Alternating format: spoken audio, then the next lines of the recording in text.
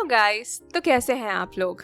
Episode को हम लोग शुरू करेंगे, पर उससे पहले आप लोगों का बहुत बहुत बहुत धन्यवाद हमारी वीडियोस को इतना सारा प्यार देने के लिए। तो चलिए फिर से वही बात, वीडियोस को प्लीज लाइक करें और चैनल को सब्सक्राइब कर लें और बेल आइकन दबाना ना भूलें। चलिए शुरू करते हैं एपिसोड नंबर 27, इश्क है मलंग मेरा। वैदेही का सोच सोच कर दिमाग खराब था। तभी उसका फोन वाइब्रेट हुआ। वैदेही ने देखा तो उसमें ओमकार का मैसेज था। ओमकार का मैसेज पढ़ने के बाद अचानक ही वैदेही के दिमाग की बत्ती जली और उसने अपने फोन में कॉन्टैक्ट लिस्ट में से किसी का नंबर डायल किया। 2 ही रिंग में किसी ने वैदेही का फोन रिसीव कर लिया और बोला, वैदेही इतने दिनों बाद सुना है तुम्हारी शादी हो गई। वैदेही ने कहा, सर मुझे आपसे मिलना है, क्या आप मुझसे मिल सकते हैं। दूसरी तरफ से आवाज आई, लेकिन क्यों। वैदेही ने कहा, सर बहुत जरूरी काम है, प्लीज एक बार मिल लीजिए, आप जहाँ कहेंगे मैं वहाँ आ जाऊंगी। दूसरी तरफ से आवाज आई, देखो मैं घर से ज्यादा दूर तो जा नहीं सकता, मैं तुम्हें एक एड्रेस सेंड करता हूँ। ये एड्रेस मेरे घर के पास एक रेस्टोरेंट का है, तुम यहाँ आ जाओ। लेकिन हुआ क्या है बताओ तो। वैदेही बोली, सर मैं वहाँ पहुँचकर बताती हूँ। इतना कहकर उसने फोन काट दिया और थोड़ी देर में उसका फोन फिर से वाइब्रेट हुआ और एक एड्रेस आया। वैदेही ने उस एड्रेस को ऑटो वाले को बताते हुए कहा, भैया इस एड्रेस पर मुझे ड्रॉप कर दीजिए। अगले 1 घंटे में वैदेही एक रेस्टोरेंट में बैठी हुई थी, शायद किसी का इंतजार कर रही थी। और तभी एक 35-36 साल का आदमी वैदेही के सामने आकर बैठ गया। उसकी शक्ल बता रही थी कि उसका एटीट्यूड काफी पॉजिटिव है। वैदेही उसे देखकर खड़ी हुई तो उसने कहा, अरे बैठ जाओ। वैदेही तुम तो ऐसे रिएक्ट कर रही हो जैसे पहली बार मिल रही हो, अब मैं तुम्हारा बॉस नहीं हूँ। वैदेही बैठ गई और वो आदमी भी बैठ गया। वैदेही बोली, सर एक्चुअली कुछ बात करनी थी। वो बोला, हाँ हाँ बोलो क्या बात करनी थी, जॉब चाहिए। वैदेही ने ना में गर्दन हिलाते हुए कहा, नहीं मिस्टर मैनेजर, जॉब तो नहीं चाहिए, लेकिन क्या आप मुझे बता सकते हैं कि कनक ने जॉब क्यों छोड़ी थी। मैनेजर बोला, क्या हुआ है वैदेही, अचानक से कनक की बात। वैदेही बोली, आप बताइए ना, कनक ने जॉब क्यों छोड़ी। मैनेजर ने कहा, देखो पूरी बात तो मुझे नहीं पता, लेकिन मैंने सुना है उसका अफेयर किसी के साथ था और जिसके साथ था उसने कनक को कहीं दूसरी जगह अच्छे पैकेज पर जॉब दिलवा दी थी और इसीलिए कनक ने जॉब छोड़ दी। लेकिन हुआ क्या है वैदेही। वैदेही बोली, सर मैं आपसे कुछ पूछूं, आप सही सही जवाब देंगे, मेरा मजाक तो नहीं बनाएंगे। मैनेजर ने अब थोड़ा सा सीरियस होते हुए कहा, वैदेही हुआ क्या है बताओ तो। वैदेही बोली, आप तो मिस्टर शाश्वत सूर्यवंशी को बहुत अच्छे से जानते हैं ना, मतलब आपने तो उनके साथ बहुत काम किया है, वो कैसे हैं। मैनेजर ने कहा, कैसे हैं मतलब, बहुत अच्छे हैं, बहुत कम टाइम में उन्होंने बिजनेस वर्ल्ड में अपना नाम कमाया है। हुआ क्या है लेकिन, और आज तुम अचानक से उनके बारे में क्यों पूछ रही हो। वैदेही बोली, सर जब मैं जॉब करती थी तब क्या ये अफवाह थी कि मिस्टर शाश्वत सूर्यवंशी मुझसे प्यार करते थे। ये सुनकर मैनेजर के चेहरे की भी हवाइयाँ उड़ गईं। वो हैरानी से वैदेही को देख रहा था।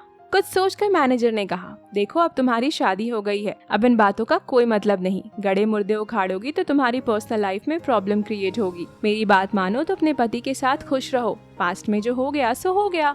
वैदेही बोली, आप समझ नहीं रहे, मेरी शादी मिस्टर शाश्वत सूर्यवंशी से ही हुई है। ये सुनकर तो मैनेजर की आंखें और ज्यादा हैरानी से फैल गई। वो बोला, क्या तुमने शाश्वत सर से शादी की है। वैदेही ने हल्की सी हाँ में गर्दन हिलाई, लेकिन उसके चेहरे पर मुस्कुराहट बिल्कुल नहीं थी। कुछ देर के लिए तो मैनेजर हैरानी से वैदेही को ही देखता रहा, फिर बोला, तुम सच कह रही हो। वैदेही ने कहा, हाँ मैं सच कह रही हूँ, आपको यकीन नहीं तो रुको, मैं आपको शादी का प्रूफ दिखाती हूँ। इतना कहकर उसने ओमकार को मैसेज सेंड किया और उससे कुछ फोटोग्राफ्स मंगवाई, जो शायद ओमकार ने अपने मोबाइल से वैदेही और शाश्वत की खींची थी। वैदेही ने फिर उन फोटोग्राफ्स को मैनेजर को दिखाते हुए कहा, ये देखिए, मेरी शादी शाश्वत सूर्यवंशी से ही हुई है। अब आप मुझे बताइए ना, क्या ये मुझे पहले से प्यार करते थे, क्या ये मुझे पहले से जानते थे। मैनेजर उन फोटो को हैरानी से देख रहा था, फिर बोला, मानना पड़ेगा, बस सुना था कि शाश्वत सूर्यवंशी को कुछ पसंद आ जाए तो उसे हासिल कर लेता है, आज देख भी लिया, सच में बहुत लकी हो तुम। वैदेही ने उदासी भरे लहजे में कहा, वो तो मैं ही जानती हूँ कितनी लकी हूँ। मैनेजर ने वैदेही का बड़बड़ाना सुना तो पूछा, क्या हुआ, कुछ कहा तुमने। वैदेही बोली, नहीं कुछ नहीं कहा, आप बस मुझे ये बताइए कि क्या सच में शाश्वत मुझे पहले से जानते हैं। मैनेजर ने कहा, जानता नहीं था, लेकिन तुम्हें जब तुम इंटर्नशिप करने के लिए हमारे ऑफिस आई थी तब पूरी टीम में ये बात फैली हुई थी कि शाश्वत सर तुम्हें छुप छुप के देखते हैं। तुम्हें पता है हमारी कंपनी में कोई गाइडलाइंस ऐसी नहीं है जिसमें लड़कियों को कैब प्रोवाइड हो, लेकिन जब से तुम ऑफिस आई थी शाश्वत सर ने एक नया रूल निकाला था कि जितनी भी लड़कियां यहाँ काम कर रही हैं, उनके लिए पिकअप और ड्रॉप की सुविधा प्रोवाइड होगी। तभी तो हम लड़के बस में धक्के खाकर आते थे और तुम लड़कियां आराम से कैब में बैठकर आती थी। वैदेही बोली, अगर वो मुझे पहले से पसंद करते थे तो उन्होंने मुझे कभी कुछ कहा क्यों नहीं? मैनेजर ने फोन साइड में रखा और बोला, तो आप जाकर अपने पति से पूछ लो कि उन्होंने तुम्हारे साथ ऐसे लुक्का छुपी का गेम क्यों खेला। वैदेही की आंखों में पानी आ गया। फिर वो मैनेजर को साफ साफ अपनी बात को समझाते हुए बोली, यही तो प्रॉब्लम है सर, वो मुझसे खुलकर बात करते ही नहीं। मुझे समझ नहीं आता मैंने ऐसा क्या कर दिया कि वो मुझसे ठीक से बात भी नहीं करते। ये सुनकर तो मैनेजर और ज्यादा हैरान हो गया। वो बोला, ऐसा हो ही नहीं सकता, सर तो तुम्हें बहुत प्यार करते थे, मतलब पूरी टीम को पता था कि वो तुम्हें प्यार करते हैं। शायद वन साइडेड लव। वैदेही को कनक की बात याद आई। कनक ने भी तो यही कहा था कि शाश्वत उसे वन साइड लव करता है। वैदेही बोली, सर आप तो अभी भी उस कंपनी की ब्रांच में काम कर रहे होंगे।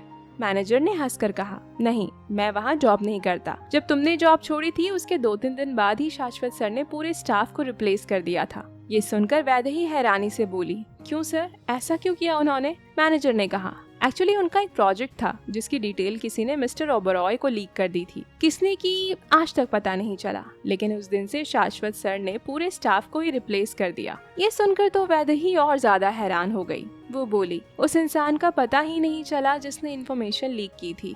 मैनेजर ने कहा, नहीं, किसी को पता नहीं चला कौन था। किसने की?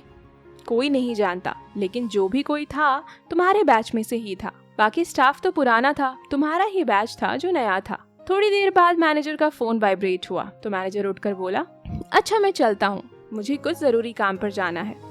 वैदेही ने हल्की सी हाँ में गर्दन हिला दी और मैनेजर वहाँ से चला गया। वैदेही वहीं बैठी रही। उसे कुछ समझ नहीं आ रहा था कि आखिर हो क्या रहा है। और तभी एक वेटर कॉफी लेकर आया और उसने कॉफी वैदेही के सामने रख दी।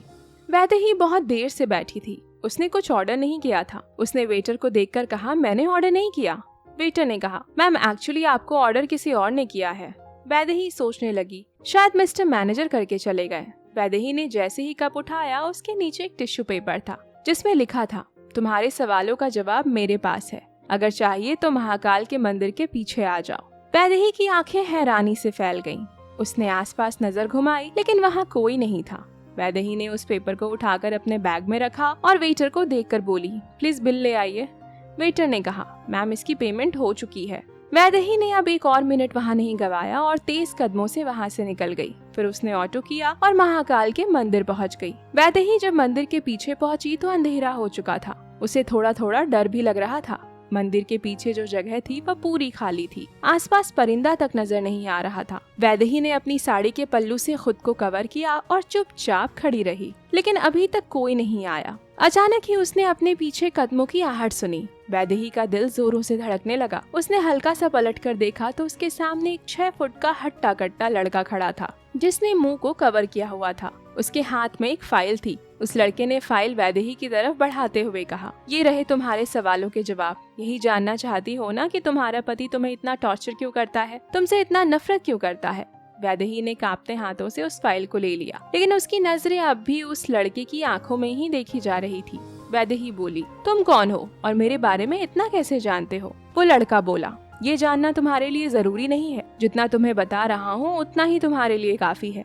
मेरे बारे में जानोगी तो और उलझती चली जाओगी। अब जाओ यहाँ से, बहुत रात हो गई। तुम्हारा यहाँ सुनसान रास्ते में सुनसान जगह पर रुकना ठीक नहीं है। वैदेही अब भी हैरानी से उस लड़के को देख रही थी।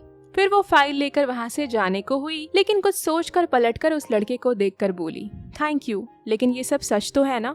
उस लड़के ने हल्का सा तंज भरी मुस्कान के साथ कहा, फाइल पहले खुद पढ़ लेना, उसके बाद अपने पति को दिखाना। वैदेही ने एक बार फिर पूछा, लेकिन आप मेरी इतनी मदद क्यों कर रहे हैं? वो लड़का बोला, बस कर रहा हूँ, मेरी मर्जी। जाओ यहाँ से। कहा ना रात बहुत हो गई और ये जगह लड़कियों के लिए बिल्कुल सेफ नहीं है। यहाँ से सीधा जाना और पलट कर मत देखना। सामने ही ऑटो खड़ा होगा, बैठकर चली जाना। वैदेही ने हाँ में गर्दन हिलाई। उस लड़के के कहे अनुसार तेज कदमों से वहाँ से चली गई। जैसा उस लड़के ने कहा था वैसा ही हुआ। सामने एक ऑटो खड़ा था। वैदेही उस ऑटो में बैठी तो ऑटो वाले ने कहा, मैम सूर्यवंशी हाउस जाना है ना? वैदेही ने हाँ में गर्दन हिलाई। उस ऑटो वाले ने ऑटो स्टार्ट कर दिया और करीब 1 घंटे बाद ऑटो सूर्यवंशी हाउस के बाहर रुका। वैदेही ने ऑटो वाले को पैसे देने के लिए बैग की चेन ही खोली थी कि ऑटो वाला बोला, मैम पेमेंट तो हो गई। वैदेही हैरानी से ऑटो वाले को देख रही थी। ऑटो वाले अपना ऑटो को स्टार्ट करके वहाँ से चला गया। वैदेही को कुछ समझ नहीं आ रहा था कि आखिर उसके साथ हो क्या रहा है, वो लड़का कौन था और वो उसकी मदद क्यों करना चाहता था। कुछ सोचकर वैदेही धीरे धीरे घर के अंदर आ गई। वो फिर घर का लंबा चौड़ा गार्डन पार करती हुई जैसे ही घर के मेन गेट के पास पहुंची, वैसे ही उसने वहाँ 2 बॉडीगार्ड को देखा। वो उन्हें इग्नोर करके अंदर जाने को हुई तो उनमें से एक बॉडीगार्ड ने हाथ दिखाकर वैदेही को रोकते हुए कहा, मैम आई एम सॉरी, लेकिन आप अंदर नहीं जा सकती। ये सुनकर वैदेही हैरान हो गई। उसका दिल जोर से धड़कने लगा। कहीं न कहीं उसे पता चल गया था कि शाश्वत घर आ चुका है। वो बोली, देखो मैं जानती हूँ तुम्हारे सर घर आ गए, मैं उनसे बात कर लूंगी। लेकिन तभी बॉडीगार्ड ने कहा, सॉरी मैम, सर ने कहा है कि मैडम आएगी तो उसे अंदर मत आने देना। वैदेही को अब हल्का सा गुस्सा आया और वो वापस तेज कदमों से जाने लगी। खुद में बड़बड़ाती हुई जा रही थी, अच्छा ही है, मैं तो वैसे भी यहाँ नहीं रहना चाहती, अपने भाई के घर चली जाऊंगी। इतना कहकर वो जैसे ही हाउस के बड़े से लोहे के गेट के पास पहुंची, वैसे ही वहाँ खड़े वॉचमैन ने कहा, सॉरी मैम, आप बाहर नहीं जा सकती। अब तो वैदेही का गुस्सा और बढ़ गया। उसने पलटकर सामने देखा तो शाश्वत अपने कमरे की बालकनी में खड़ा हुआ उसे देख रहा था। इस वक्त शाश्वत के चेहरे पर एक मुस्कुराहट थी। उसके हाथ में कॉफी का मग था। वो हल्का सा झांक कर बोला, बीवी कॉफी पियोगी? वैदेही नम आंखों से शाश्वत को देखकर बोली, हम अंदर बैठकर भी बात कर सकते हैं, सबके सामने सीन क्रिएट करने की जरूरत नहीं है। आगे क्या होता है इसके लिए आपको अगले एपिसोड का इंतजार करना पड़ेगा। तो चलिए मिलते हैं एक और नए एपिसोड के साथ। इश्क है मलंग मेरा।